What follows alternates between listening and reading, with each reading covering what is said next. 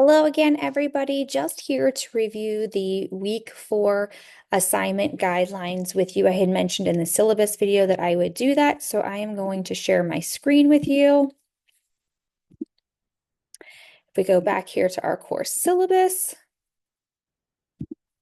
I am going to scroll down here till we get to that guiding compass and click here on the rubric for the video assignment. Again, this is week 4.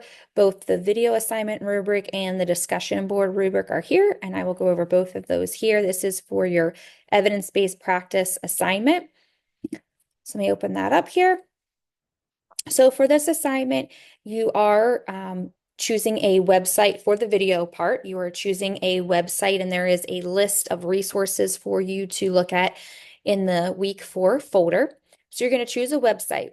This is the map that I will use to grade you, so I would highly encourage you to go down through this as you are creating your video to make sure you're hitting all of these things. So first of all, did you tell me and clearly disclose to me what the website was that you were using? This is a pretty easy thing. You've either done that and get the 5 points, or you have not done that and do not get any points. Then we're going to kind of get into the nitty-gritty of this. How easy was it to navigate through your video? Were you answering this question? I'm sorry, how easy was it to navigate the website? Did you answer that question in your video? Did you talk about the ease of the navigation and provide at least 2 reasons to support whether you thought it was good or bad or so-so, whatever you decide? That will get you the full 15 points. If you answered the question about the ease of the website navigation and gave me at least 1 reason, you'll get 10 points. If you answered the question about the ease of the navigation, but really didn't give any reason to support your opinion or thoughts, 8 points. And if you did not answer this question at all, then there will be no points given for that category. The next element you need to talk about is what information you found on your site. Was it how to help educate patients about diabetes and managing that health condition? 15 points, you've clearly described the information found on the website and described 2 or 3 elements or examples of information that was found. 10 points, you adequately described the information found on the website and gave 1 or 2 elements of examples from the website. 8 points, you briefly described information found on the website and described 1 element or example from the website. And 5 points, you somewhat described the information found, but did not describe any specific elements or examples that you found. The next question to address is to share something surprising, helpful, and interesting. So for 15 points, you shared at least 1 example of something that was surprising, helpful, and interesting about the website. If you didn't find something that was helpful or interesting, just simply say, I didn't really find anything that was new and helpful or overly interesting. Just let me know that you at least thought about that and looked for that. Basically, 10 points, you've given me an example of 2 out of the 3 elements. 8 points, you gave me 1 example out of the 3 elements. And 5, you didn't just clearly provide examples of the 3 elements that are mentioned here.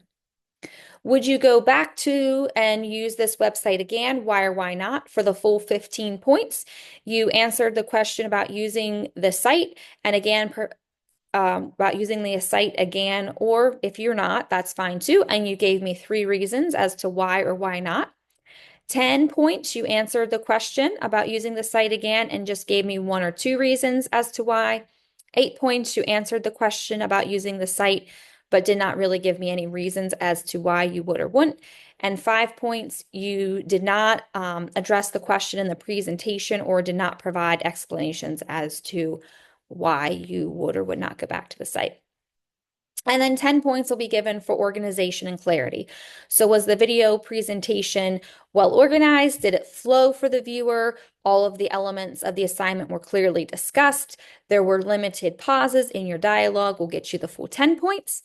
8 points, the presentation is mostly organized and flows for the viewer. All elements were assessed of the assignment, and it was clearly discussed, and there may be some pauses in the dialogue. For 6 points, the video presentation was somewhat organized and flowed for the viewer. Most of the elements in the assignment were clearly discussed and/or there were some pauses in dialogue. 4 points, the presentation was not organized and or did not flow for the viewer, and elements of the assignment were not clearly discussed and or there were many pauses.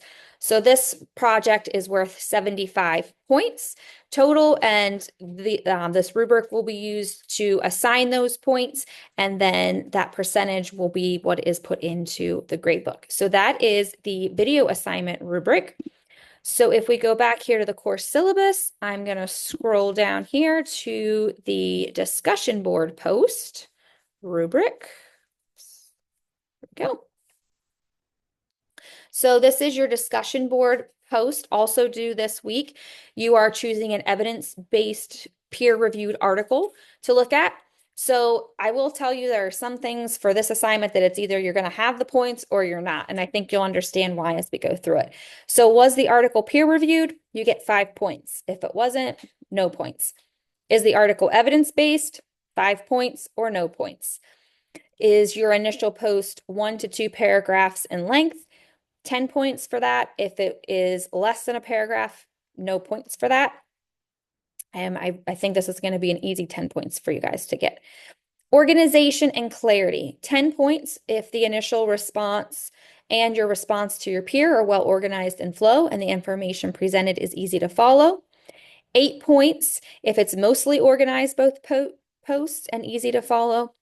6 points if the initial response and or the response to your peer are somewhat organized and flow and the information presented is difficult to follow. 4 points if the initial response and or peer response are not organized and or did not flow and the information is not able to be clearly followed. The article is referenced in your response and APA formatting is followed. So 10 points if you reference it and there are no to limited APA formatting mistakes. 8 points if you reference it, but you have 5 or less APA mistakes. 6 points if the article is not referenced and or there are more than 5 APA formatting mistakes. And 4 points, the article is not referenced and or there are more than 5 APA formatting mistakes. And then the last category is you get 5 points for responding to at least one of your classmates. If you do that, you get the 5 points. If not, no points. This assignment is worth a total of 45 points. So again, whatever the amount of points are that you add, that will give me the percentage to add into your gradebook. So again, that is what I will be using when I sit down to grade this. I will have my rubric there, a fresh one for each one of you to put comments on and feedback and to note your point value.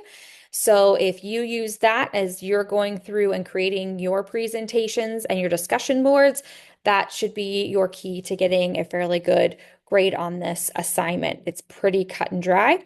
If you have any questions about the assignment, please don't hesitate to reach out and contact me. And again, another little reminder, please begin thinking about working on researching on that literature review assignment that is due at the end of this course. Have a great week, everybody.